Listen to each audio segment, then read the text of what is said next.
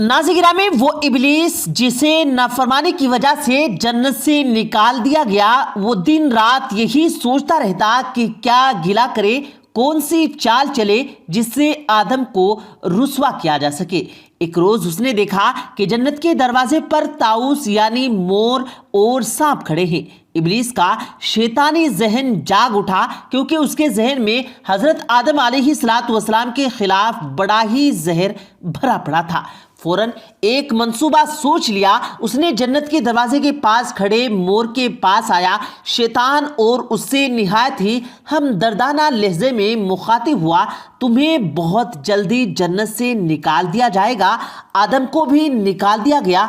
अगर तुम मुझे जन्नत के अंदर ले जाओ तो मैं तुम्हें इससे बचाव की तरकीब बताऊंगा, फिर तुम और आदम जन्नत से कभी नहीं निकल पाओगे, ये मेरा वादा है। ताऊस ने जैसे ही सुना तो वो फिक्रमंद हो गया। सर झुकाकर उसने सोचा और इब्लीस से बोला, तुम्हारी हर बात मेरे दिल को लगी है, मगर मैं तुम्हें अंदर कैसे ले जाऊं? काफी सोचने पर भी मुझे समझ नहीं आ रहा कैसे ले जा सकता हूं मैं तुम्हें जन्नत में, वो भी जन्नत के मुहाफिजों से आंख बचाकर।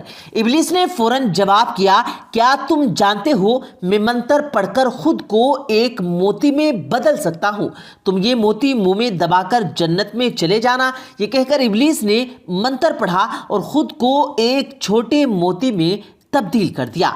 यूं मोर ने वो मोती अपनी चोंच में रख लिया और यूं बदबख्त इब्लीस ताऊस की मदद से जन्नत में दाखिल हो गया। जाहिर है अब वो रुकने वाला था भला।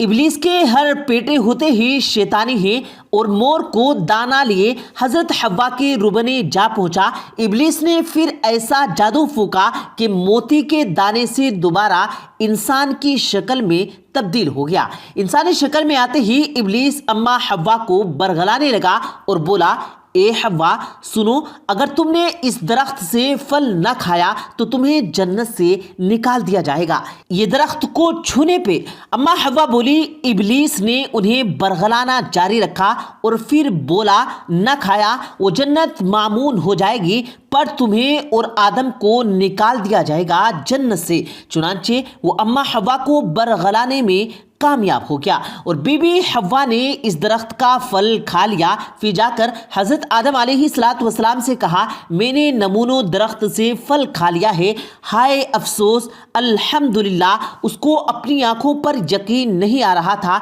कि कैसे इब्लीस की हर बात पूरी होती जा रही थी। ताऊस अपनी दानिश में ये ख्वाब देख रहा था कि वो जन्नत में हमेशा हमेशा के लिए रहेगा। ताऊस इब्लीस अपनी मकराना चाल चल रहा था। या हव्वा और आदम ताऊस की चोंच में मोती का रूप उठाकर जन्नत में दाखिल होने वाले इब्लीस का कहाँ मानने के जुर्म में जन्नत से निकाल दिए गए हैं, जबकि मोर और उसका साथ देने वाले सांप को भी जन्नत से बेदखल कर दिया गया। इस तरह ताऊस यानी मोर, आदम, हव्वा और सांप जन्नत सामगी से निकालकर दुनिया की मैक्सी में आ गए हैं। तो हर किसी को फरेब देना मोर की फितरत बना दी गई। जो आंख भी उसे रंग पेरों की जादूगरों को देखती है वो भी खुद खो जाती है और फिर उसे अपनी जन्नत से निकलना पड़ता है। उसकी चमक धमक से मुतासिर होने वाली उसकी चोंच में मौजूद इब्लीस बन जाते हैं। मोर एक ऐसा रंग परिंदा है जो कि महाना फितरत का मालिक है और फिटकने को तैयार लोगों को बहकाने वाला। देखो ना, वही फल खा लिया जो ममनू था। अम्मा हव्वा और आदम से वही काम सरजद हो गया जिससे मना किया गया था। कहते हैं कि वो फल जमदूम था।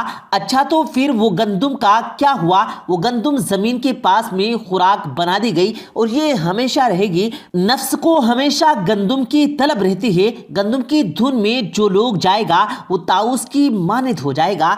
मोअज़्ज़ज़ नाज़रीन गिरामी सामीन, ताऊस यानी मोर, आदम, हव्वा और सांप ये वो मखलूक़ात हैं जिन्हें जन्नत से निकाल दिया गया। मगर आदम यानी इंसान से पहले जन्नत कैसी थी, کیا تھا اس میں، کون سی مخلوقات تھی جنت کے اندر، اللہ نے کس مخلوق کے لیے جنت پیدا فرمائی تھی، اور جنت سے پہلے اس دنیا میں کیا تھا۔ قرآن میں اللہ فرماتا ہے اور وہی ہے جس نے بنائے آسمان اور زمین 6 دن میں اور اس کا فرش پانی پر تھا۔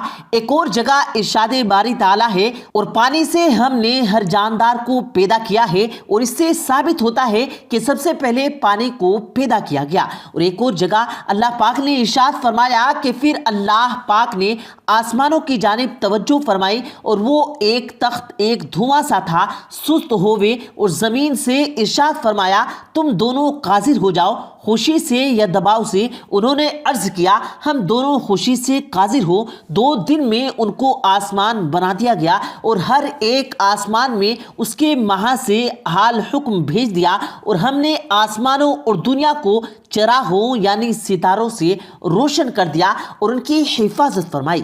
یہ اس خدا کا مقرر کردہ نظام ہے جو کمال قوت اور کمال علم کا مالک ہے۔ زمین اور اس سے متعلق چیزیں صرف 4 دن میں پیدا کی گئی، یعنی 2 دن میں زمین، 2 دن میں چرند پرند، درخت، نباتات، پہاڑ، جنگل، دریا، سمندر، اور دوسری چیزیں زمین کی پیدائش کے بعد۔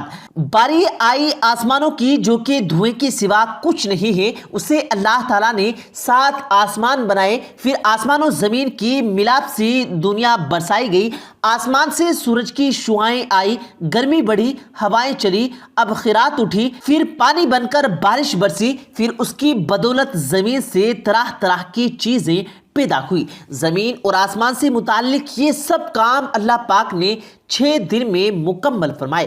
جب زمین کی پیدائش مکمل ہوئی تو زمین حرکت کرنے لگی، اس حرکت کو روکنے کے لیے پہاڑ پیدا فرمائے اور یوں زمین کی حرکت بند ہو گئی۔ پیارے ساتھیوں، ایک بار یمن کے کچھ لوگ حضور اکرم صلی اللہ علیہ وسلم کی خدمت میں دین سیکھنے کے لیے حاضر ہوئے اور انہوں نے سوال کیا یہ عالم کیسے بنا؟ آپ صلی اللہ علیہ وسلم نے ارشاد فرمایا دنیا کے وجود سے پہلے صرف اللہ تعالیٰ کی پاک ذات تھی اور اس سے پہلے کچھ بھی نہ تھا اور اللہ کا عرش پانی پر تھا۔ اس کے بعد اللہ تعالیٰ نے آسمان اور زمین کو پیدا فرمایا اور لوح محفوظ میں ہر چیز کو لکھ دیا۔